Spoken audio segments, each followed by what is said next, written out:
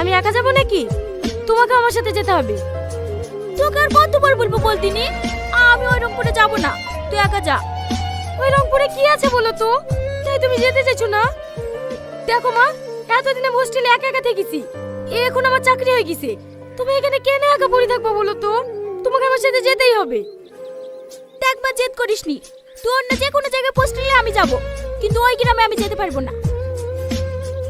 মা, মা, দেখো দিদি নানি, আমি আজ 5 বছর ধরে পড়াশোনা লেগে বাইরে পড়ে আছি। দেখুন না আমাদের কিছু ছিল না, এখন তো আমি নিজের পায়ে দাঁড়িয়েছি। সরকার থেকে একটা কোয়ার্টারও দিয়েছে। এত কিছু করার পরেও যদি মাকে আমার সাথে না রাখতে পারি, তাহলে আমি কি করে শান্তি পাবো বলো দিনি? তুমি একটু মাকে বুঝে বলো না নানি। আমি কেনে? কেউই ওকে বুঝে ওই গ্রামে পাঠাতে পারবে না। কেনে? কি এমন আছে ওই গ্রামে?